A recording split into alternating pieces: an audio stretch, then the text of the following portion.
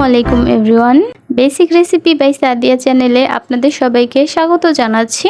আজকে আমি আপনাদের সঙ্গে শেয়ার করব আলু দিয়ে বিকেলের জন্য ভীষণ মজাদার আর মচমচে একটি নাস্তার রেসিপি। নাস্তাগুলো তৈরি করা খুবই সহজ আর একদমই কম উপকরণে তৈরি করে নেওয়া যায়। আশা করছি আমার আজকের এই রেসিপিটি আপনাদের কাছে খুবই ভালো লাগবে আর সহজও লাগবে। তাহলে আর কথা না বাড়িয়ে আমি রেসিপিতে চলে যাচ্ছি। এখানে আমি 3টা মিডিয়াম সাইজের আলু ভালোমতো সিদ্ধ করে নিয়েছি। এবার একটা কাঁটা চামচ দিয়ে আলুগুলোকে গরম থাকা অবস্থায় খুব ভালোভাবে ম্যাশ করে নিচ্ছি।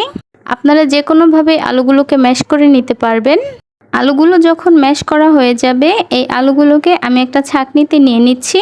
এবার এই ম্যাশ করা আলুগুলোকে একটা চামচ দিয়ে ছাঁকনির মধ্যে খুব ভালোভাবে ঘেঁষে ঘেঁষে ছেঁকে নিচ্ছি। এতে করে আলুগুলি একদমই স্মুথ হয়ে যাবে, কোনো রকমের বড় টুকরো থেকে যাবে না। এবার এখানে আমি দিয়ে দিচ্ছি 2 টেবিল চামচ ময়দা, দিয়ে দিচ্ছি 2 টেবিল চামচ চালের গুঁড়া।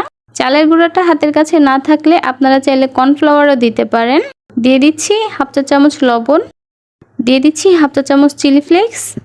ঝালটা আপনারা কম বা বেশি খেতে চাইলে আপনাদের পছন্দ মতো দিয়ে দিতে পারেন, আবার চাইলে বাদও দিতে পারেন।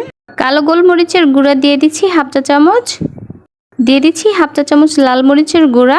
এবার এই সব কিছু একসঙ্গে খুব ভালোভাবে মিশিয়ে একটা ডো তৈরি করে নিচ্ছি। দেখতেই পাচ্ছেন একটা পারফেক্ট ডো তৈরি হয়ে গেছে।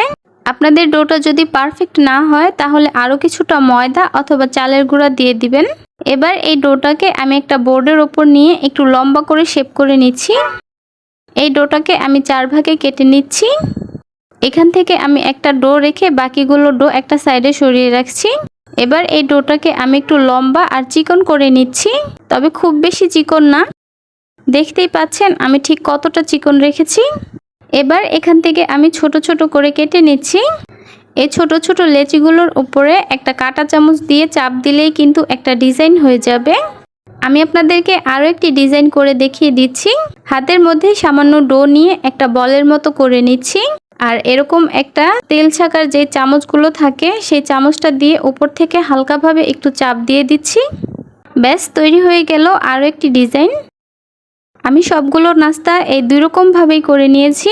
আপনারা আপনাদের পছন্দ মতো যে কোনোভাবেই ডিজাইন করে নিতে পারবেন। এবার আমি এগুলোকে ভাজতে চলে যাচ্ছি। চুলায় আমি একটা ফ্রাই প্যানে পরিমাণ মতো তেল গরম করে নিয়েছি। এবার এখানে একে একে সবগুলো স্ন্যাক্স দিয়ে দিচ্ছি। চুলার হিটটাকে মিডিয়ামে রেখে এগুলোকে ভেজে নিচ্ছি। একটা পাশে যখন কিছুটা কালার আসতে শুরু করবে তখন আমি এগুলোকে উল্টিয়ে দিচ্ছি। খেয়াল রাখবেন অতিরিক্ত হিটে কিন্তু এগুলোকে ভাজা যাবে না। চুলার হিটটাকে মিডিয়ামে রেখে আমি এগুলোকে উল্টিয়ে পাল্টিয়ে ভেজে নিয়েছি। আর আমি ঠিক যেরকম কালারটা চাচ্ছিলাম ঠিক সেরকম কালারটা হয়েছে। এবার আমি এগুলোকে তেল ছড়িয়ে চুলা থেকে নামিয়ে নিচ্ছি। ব্যাস তৈরি হয়ে গেল খুবই সহজ আর মজাদার একটি পটেটো স্ন্যাক্স। খুবই সহজ আর মজাদার এই স্ন্যাক্সগুলি আপনারা তৈরি করে বিকেলের নাস্তায় পরিবেশন করতে পারেন। আশা করছি আমার আজকের এই রেসিপিটি আপনাদের কাছে খুবই ভালো লেগেছে আর সহজও লেগেছে। আমার রেসিপিগুলি আপনাদের কাছে যদি ভালো লেগে থাকে তাহলে প্লিজ আমার চ্যানেলটিকে সাবস্ক্রাইব করে পাশে থাকা বেল বাটনটি অন করে রাখবেন আমার পরবর্তী ভিডিওর নোটিফিকেশন সবার আগে পাওয়ার জন্য। তাহলে আজ এ পর্যন্তই। সবাই অনেক বেশি ভালো থাকবেন, সুস্থ থাকবেন। আল্লাহ হাফেজ।